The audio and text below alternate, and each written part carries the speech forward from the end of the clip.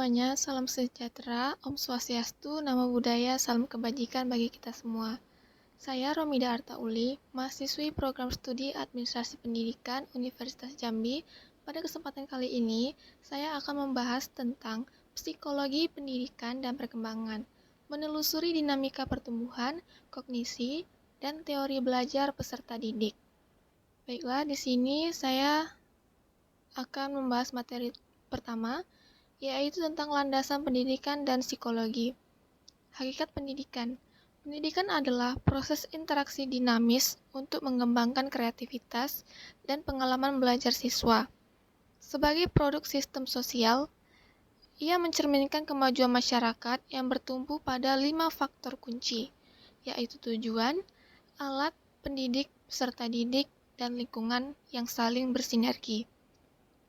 Psikologi pendidikan berakar dari ilmu jiwa dan ilmu pengetahuan. Disiplin ini fokus memahami perilaku manusia dalam proses belajar. Tujuannya adalah menciptakan intervensi pembelajaran yang efektif di ranah formal, non-formal, maupun informal, guna mendukung pertumbuhan individu yang produktif. Selanjutnya, aliran-aliran dalam psikologi. Yang pertama itu strukturalis, fokus pada struktur dasar mental dan kesadaran. Yang kedua, fungsionalis, mempelajari fungsi mental untuk beradaptasi dengan lingkungan. Yang ketiga, psikoanalisis, menekankan pada alam bawah sadar.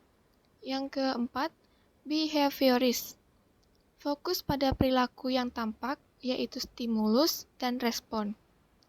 Yang kelima, gestalt, melihat manusia sebagai kesatuan utuh, bukan potongan bagian.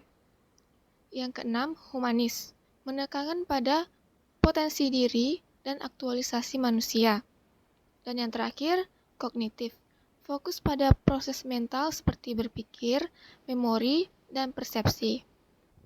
Selanjutnya, definisi tumbuh kembang manusia. Pertumbuhan merupakan proses perubahan fisiologis yang bersifat progresif dan kontinu, seperti bertambahnya berat badan, tinggi, serta penguatan tulang otot. Proses ini bersifat biologis dan akan mencapai titik akhir atau kematangan fisik seiring bertambahnya usia. Lalu perkembangan lebih mengacu pada perubahan karakteristik psikologis dan kemampuan mental yang baru. Proses ini berlangsung sepanjang rentang hidup, mulai dari pembuahan hingga akhir hayat, yang melibatkan pola perubahan teratur menuju tingkat kedewasaan atau kematangan. Teori kematangan Gesell. Arnold Gesell menekankan bahwa perkembangan manusia mengikuti urutan biologis yang pasti berdasarkan cetak biru genetik. Faktor internal atau gen dan eksternal lingkungan yang saling memengaruhi. Rentang tahapan tumbuh kembang yaitu masa prenatal atau dalam kandungan, masa bayi, anak-anak, remaja, dewasa, dan lanjut usia atau lansia. Selanjutnya, perkembangan kognitif, psikososial, dan bahasa.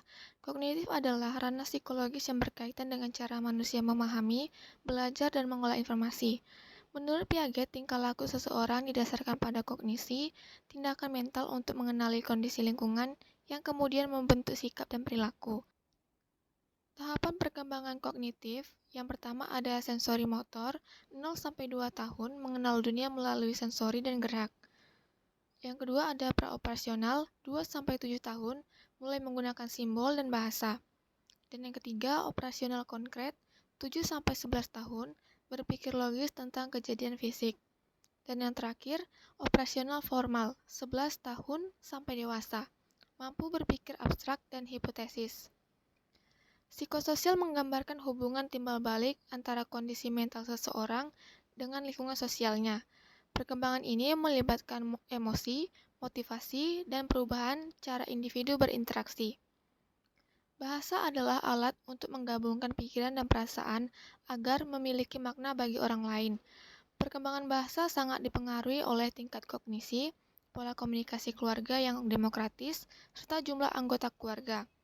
Tahapan berbahasa, yaitu pertama ada pralinguistik, 0-1 tahun. yaitu disertai dengan ocehan sebagai upaya kontak verbal. Yang kedua ada holofrastik, 1-1,8 tahun, satu kata yang mewakili untuk satu kalimat penuh. Yang ketiga, kalimat dua kata, 1-2 tahun. Kalimat dua kata, 1,6-2 tahun. Komunikasi sederhana untuk menyatakan kemauan. Lalu ada pengembangan tata bahasa, 2-10 tahun. Kalimat menjadi lebih kompleks dan teratur. Selanjutnya yang terakhir, kompetensi lengkap, 11 tahun sampai dewasa. Fasih berkomunikasi dengan gaya bahasa yang matang. Selanjutnya, pandangan dan konteks psikologi kontemporer. Berbeda dengan teori klasik yang kaku, perspektif kontemporer melihat anak sebagai individu yang aktif berkembang melalui interaksi kompleks antara faktor biologis, lingkungan, dan pengalaman pribadi. Pendekatan ini bersifat multidimensi dan berbasis bukti ilmiah atau empiris yang mengintegrasikan aspek kognitif, emosional, hingga perkembangan spiritualitas sebagai satu kesatuan utuh. Dalam konteks sosial, anak belajar menyesuaikan diri dengan norma kelompok dan bekerja sama melalui interaksi lingkungan. Masa usia dini 0-6 tahun atau Golden Age merupakan periode fondasi di mana stimulasi sosial emosional sangat krusial. Pada fase ini, anak belajar mengelola krisis perkembangan dan membentuk kematangan diri melalui kedekatan dengan orang tua serta pengalaman sosial pertamanya. Selanjutnya, diversitas sosiokultural dan multikulturalisme. Diversitas sosiokultural mencakup variasi pola perilaku, keyakinan, dan produk kelompok yang diwariskan antar generasi. Dalam pendidikan, keberagaman ini dipandang melalui dua sudut pandang, menurut Piaget, yang fokus pada aktivitas individu dalam lingkungan. Lalu ada Vygotsky, yang menekankan bahwa interaksi sosial dan budaya adalah faktor utama membentuk fungsi mental anak. Masyarakat terbagi dalam budaya individualis atau mengutamakan diri dan kolektivis mengutamakan kelompok. Di Indonesia, pendidikan multikultural menjadi sarana strategis untuk mengelola etnisitas yang beragam agar potensi konflik berubah menjadi potensi pembangunan. Tujuannya adalah menanamkan toleransi dan kesadaran bahwa perbedaan adalah kekayaan, bukan ancaman. Selanjutnya, gender dalam konteks pendidikan. Gender adalah cara individu memandang dirinya dan bagaimana masyarakat mengharapkan peran tertentu berdasarkan budaya. Dalam pendidikan, wacana gender memengaruhi interaksi antara guru dan siswa, serta pembentukan identitas diri anak. Stereotip merupakan keyakinan luas tentang perilaku yang dianggap tepat bagi pria atau maskulin, wanita feminim. Misalnya anggapan bahwa laki-laki harus agresif sementara perempuan lebih emosional. Pendidikan berperan penting dalam memberikan ruang yang setara bagi setiap siswa untuk berkembang tanpa terhambat oleh kategori atau prasangka gender yang kaku. Selanjutnya, hakikat, intelijensi, dan pengukuran IQ. Secara etimologis, intelijensi berarti kemampuan untuk mengorganisasikan, menghubungkan, dan juga menyatukan informasi. Dalam dunia pendidikan, intelijensi dipahami sebagai kemampuan adaptasi terhadap situasi baru, keahlian memecahkan masalah, serta kapasitas untuk belajar dari pengalaman hidup sehari-hari secara kritis dan objektif. IQ atau Intelligence Quotient adalah ekspresi deskriptif dari tingkat kemampuan individu pada waktu tertentu dibandingkan dengan norma usianya.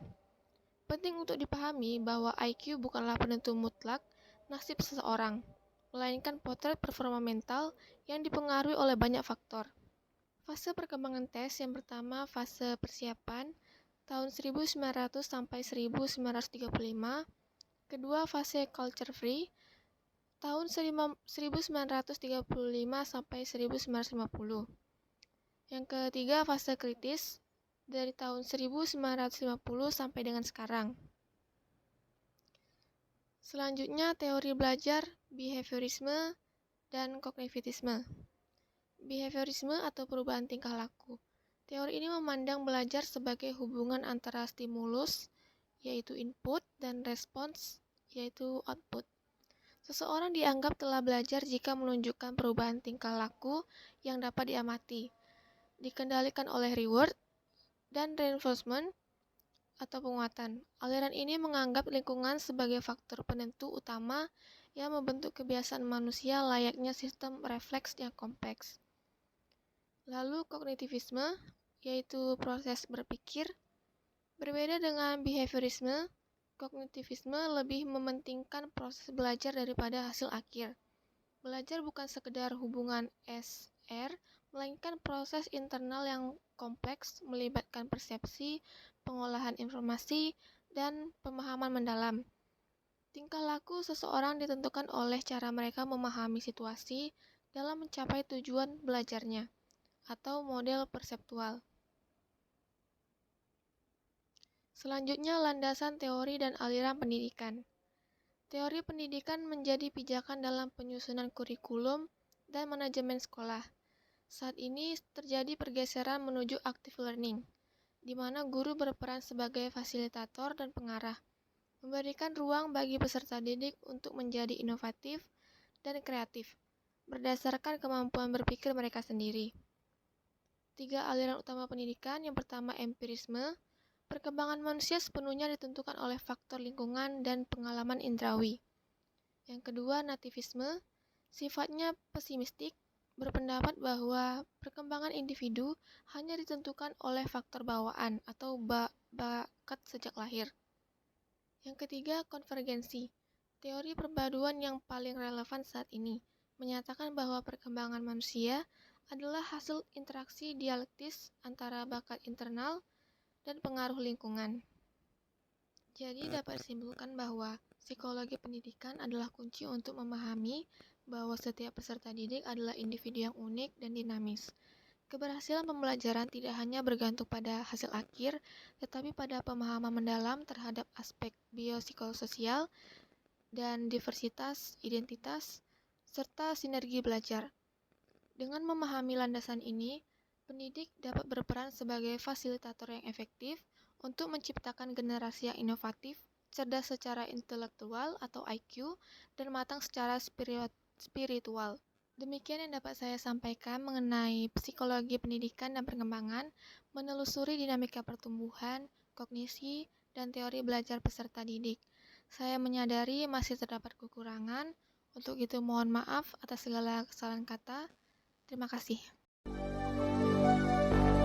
Fill me out with your smile, like the sunshine brings the light.